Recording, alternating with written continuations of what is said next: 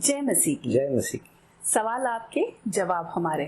ये हमारी ओर से एक छोटी सी कोशिश है बाइबल के वचनों को एक्सप्लेन करने की, उनको समझाने की। बड़ी प्रार्थना पूर्वक हम ये सीरीज शुरू कर रहे हैं और हम आपसे अनुरोध करते हैं कि जो लोग अपने अपने सवाल जो बाइबल के किसी वचन पर आधारित हैं वो अगर हमसे पूछना चाहते हैं तो कमेंट्स में लिख सकते हैं अपने सवाल, या फिर आत्मिक संदेश @gmail.com पर आपने सवाल लिख के भेज सकते हैं, ताकि आने वाले दिनों में हम उन सवालों पर भी इस तरह के एपिसोड बनाकर हम आपके वचन की जो आपकी जिज्ञासा है या कोई डाउट है उसको हम पूरा कर सकें। तो ब्रिजेश जी, हमारे एक व्यूअर ने हमको एक प्रश्न पूछा है जो बाइबल की मरकुस की किताब जो नए नियम में पाई जाती है, दूसरी किताब है ये नए नियम की, उसमें दूसरे अध्याय से उन्होंने 21 और 22 वचन कोट करके हमसे पूछा है कि इन वचनों का आप मतलब थोड़ा समझाएंगे जी। तो ये वचन मैं पढ़ती हूँ आप सभी दर्शकों के लिए भी। कोरे कपड़े का पैबंद पुराने वस्त्र पर कोई नहीं लगाता, नहीं तो वह पैबंद उसमें से कुछ खींच लेगा, अर्थात नया पुराने से, और वह पहले से अधिक फट जाएगा। नए दाखरस को पुरानी मशकों में कोई नहीं रखता, नहीं तो दाखरस मशकों को फाड़ देगा और दाखरस और मशकें दोनों ही नष्ट हो जाएंगी, परंतु नया दाखरस नई मशकों में भरा जाता है। तो आइए अब हम लोग विजय जी से पूछेंगे कि इन वचनों को आप थोड़ा विस्तार से बताएं हमको। तो यहाँ पर जो अंश पूछा गया है ये थोड़ा सा समझने में कठिन है आपके और मेरे लिए, क्योंकि हम लोग इस जमाने में जीते हैं, नए जमाने में जीते हैं। हम लोग उस समय के लोग नहीं हैं, हम लोग यहूदी नहीं हैं, हम लोग यहूदी व्यवस्था को नहीं जानते। लेकिन थोड़ा सा पीछे चल के अगर इसको हम पढ़े, थोड़ा सा पीछे से और पढ़िए इसको, तो हमें पता चलेगा कि इसका रेफरेंस क्या है। अगर हम मरकुस दूसरे अध्याय का 18वां वचन अगर हम पढ़ें तो यहाँ पर उपवास के विषय में प्रश्न पूछा गया जी। और यहाँ लिखा है, यूहन्ना के चेले और फरीसी उपवास करते थे, अतः उन्होंने आकर उससे यह कहा, यूहन्ना के चेले और फरीसियों के चेले क्यों उपवास रखते हैं परंतु तेरे चेले उपवास नहीं रखते। यीशु ने उनसे कहा, जब तक दूल्हा बारातियों के साथ रहता है क्या वे उपवास कर सकते हैं? अतः जब तक दूल्हा उनके साथ है तब तक वे उपवास नहीं कर सकते, परंतु वे दिन आएंगे जब दूल्हा उनसे अलग किया जाएगा, उस समय वे उपवास करेंगे। जी। और इसके बाद में वो बात चेलों ने जो पूछी थी उसका जवाब देते हुए प्रभु यीशु मसीह ने वो बात बोली थी। तो प्रभु यीशु मसीह के आने से पहले यहूदी समाज के अंदर भी एक उपवास की व्यवस्था थी। हालांकि जब आप पुराने नियम को पढ़ते हैं तो पुराने नियम में इस प्रकार की कोई आज्ञा प्रभु ने नहीं दी थी, बल्कि सिर्फ साल में एक बार उपवास की व्यवस्था थी। और धीरे धीरे करके वो यहूदियों के जीवन का एक भाग बन गया था। लेकिन आप पुराने नियम में अगर पढ़ेंगे, चाहे आप नहमिया की किताब में पढ़ लीजिए, चाहे आप एस्तर की किताब में पढ़ लीजिए, और बहुत सारे बाइबल के हिस्से पुराने नियम में हम देखते हैं जहां पर बहुत बड़ा दुख आ पड़ा तब वो खाना पीना छोड़ देते थे और दुख मनाते थे, उस समय उपवास करते थे। या फिर कोई विपदा आ पड़ी और परमेश्वर की इच्छा जाननी है, परमेश्वर का साथ चाहिए, परमेश्वर उनका छुटकारा करे, तब वो उपवास में जाते थे। जैसे आप जानते हैं एस्तर की किताब के अंदर इस प्रकार से एक आज्ञा निकाल दी गई थी कि सारे यहूदियों को मार डाला जाए, और तब रानी एस्तर ने खुद भी उपवास किया और यहूदियों को भी उपवास करने के लिए बोला।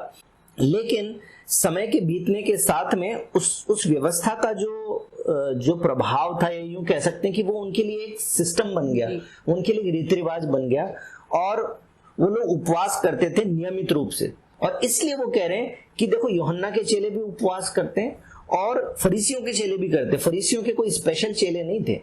फरीसियों के चेले का मतलब है ज्यादातर यहूदी जो फरीसियों से, शास्त्रियों से परमेश्वर का ज्ञान और व्यवस्था की बातें सीखते हैं, उनकी मानते।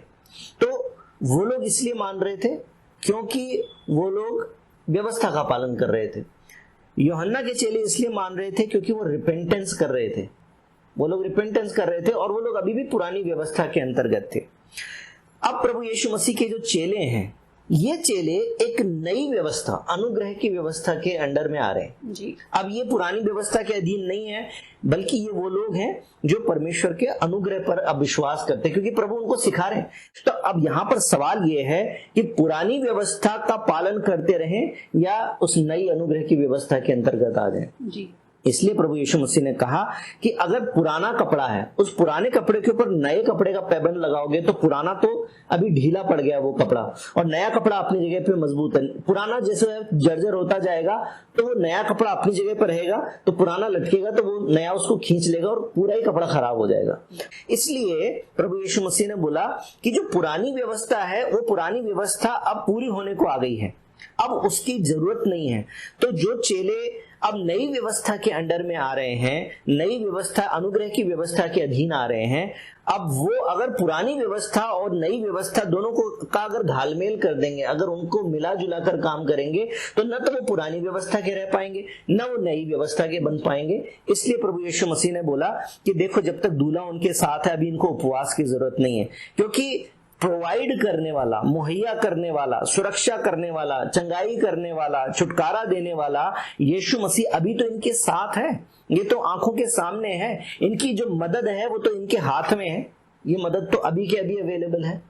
तो इसलिए अभी इनको उपवास की जरूरत नहीं है। दाखरस खत्म हो गया विवाह में, तब तक तो प्रभु यीशु मसीह ने सेवकाई शुरू भी नहीं की थी, परंतु मरियम ने आके बोला कि दाखरस घट गया है, क्या करें? तो यीशु मसीह ने चेलों को बोला तुम जाओ और मटके पानी से भर दो, और यीशु मसीह ने पानी को दाखरस में बदल दिया।